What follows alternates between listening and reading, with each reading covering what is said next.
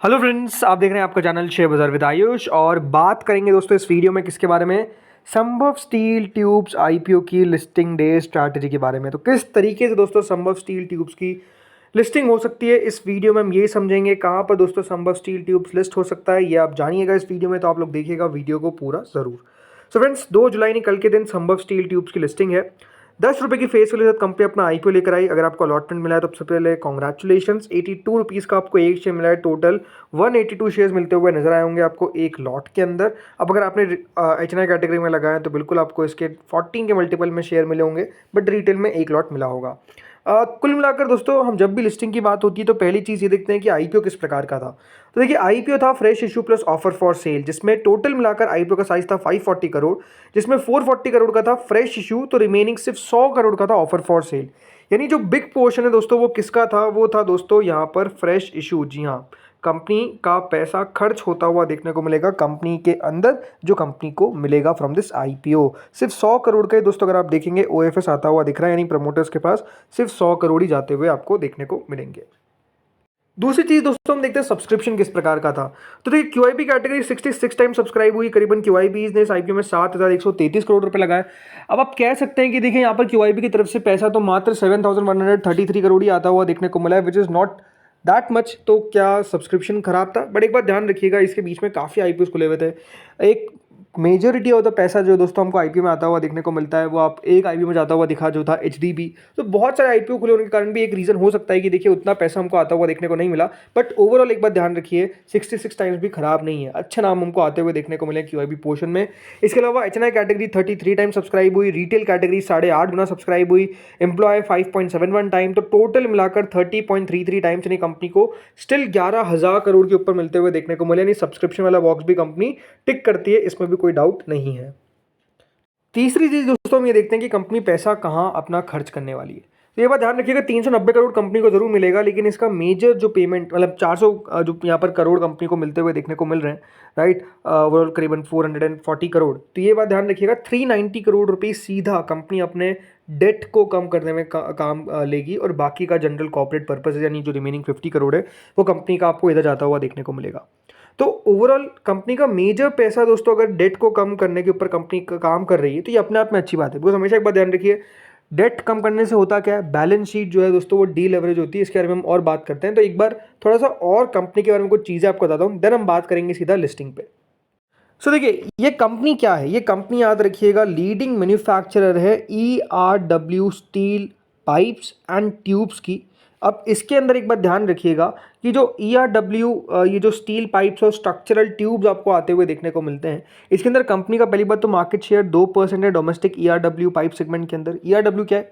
Electric resistance welded, right. तो electric resistance welded को ERW बोला जाता है। तो इसके अंदर कंपनी बढ़िया काम कर रही है, ये बात ध्यान रखिएगा। भारत के अंदर 2 ही ऐसे प्लेयर्स हैं जो मैन्युफैक्चर करते हैं ERW स्टील पाइप्स और ट्यूब्स, जिसमें हॉलो सेक्शन पाइप्स और ट्यूब्स भी आ जाती है।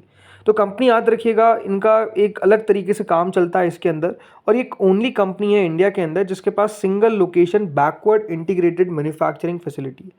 तो ये अपने आप में आप समझ सकते हैं कि कंपनी के लिए बढ़िया बात है। अब कंपनी की दोस्तों जो टोटल इंस्टॉल्ड कैपेसिटी है वो दोस्तों करीबन 16,98,000 मेट्रिक टन पर एनम है।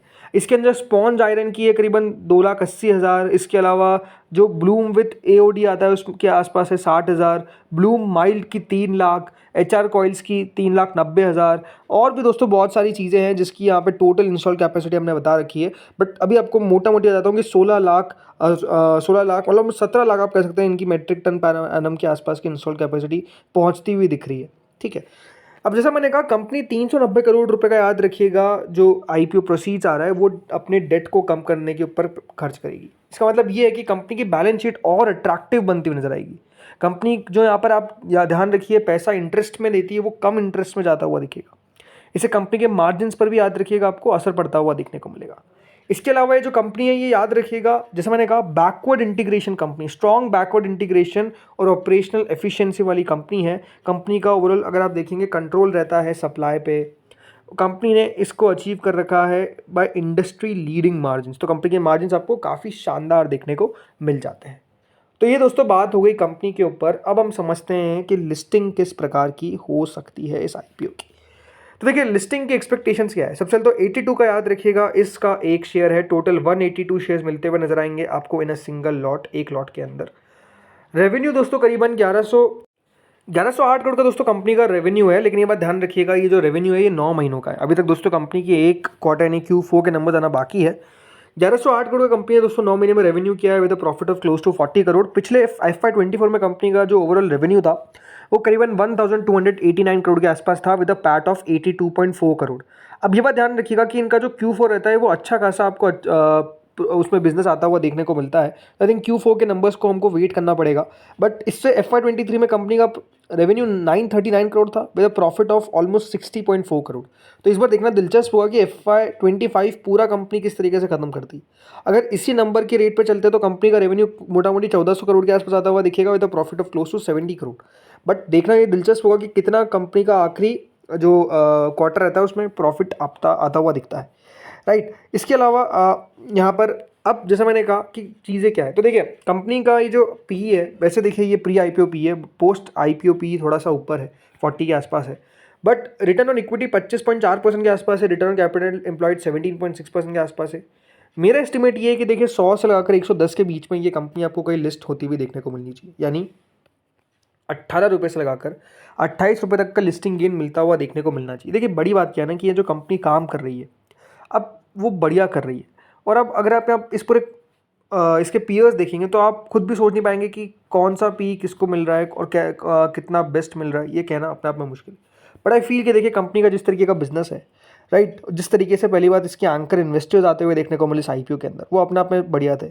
प्री IPO में जो प्लेसमेंट होता हुआ देखने को मिला वो अपने आप में काफ़ी बढ़िया था, राइट। तो आई थिंक ये सारी चीज़ें कंपनी के लिए पॉजिटिव निकल आती है। और आई थिंक जिस तरीके से पीयर्स ट्रेड करते हुए देखने को मिल रहे हैं, अब किसी का पी बहुत कम है, किसी का पी बहुत हाई है, APL अपोलो का बहुत हाई है। तो आई थिंक बाजार वैल्यू डेफिनेटली करता हुआ नजर आता है जो कंपनी बढ़िया कर रही है, जिनके मार्जिन्स बढ़िया देखने को मिल रहे हैं। और आई थिंक ये भी उनमें से एक है जिनके काफ़ी अच्छे मार्जिन्स देखने को मिल रहे हैं और ग्रोथ देखने को मिल रही है। तो आई थिंक इसलिए बाजार इसको वैल्यू करता हुआ दिख सकता है। इसलिए मेरा एक्सपेक्टेशन है कि 100 से लाकर 110 के बीच में ये आपको कहीं लिस्ट होता हुआ दिखेगा। देखना दिलचस्प होगा कि किस तरीके का लिस्टिंग देखने को मिलती है। बट मेरी एक्सपेक्टेशन यही है, क्योंकि बहुत सारी चीज़ें जैसे मैंने कहा कि यहाँ पर फेवरेबल देखने को मिलती है कंपनी को लेकर, राइट। तो ये सारी चीज़ें हैं, अब देखते हैं आगे होता क्या है। बाकी आप लोग बताइए कमेंट सेक्शन में आपको क्या लगता है, क्या जिस तरीके से एलेनबेरी की लिस्टिंग होती हुई देखने को मिली है, क्या संभव स्टील ट्यूब्स भी इस तरीके से चौंका सकता है, या फिर संभव स्टील ट्यूब्स की लिस्टिंग होगी म्यूटेड। ग्रे मार्केट याद रखिएगा चलती हुई नजर आ रही है at almost 15 rupees higher, 14 to 15 rupees के आसपास के बीच का अगर आप देखेंगे प्रीमियम मिलता हुआ देखने को मिल रहा है। सो आप लोग बताइए कमेंट सेक्शन में आप लोगों को क्या लगता है, कहाँ पर ये लिस्ट होता हुआ दिखेगा। इस वीडियो में इतना ही था, होपफुली वीडियो बढ़िया लगा होगा। Thank you friends watching this video.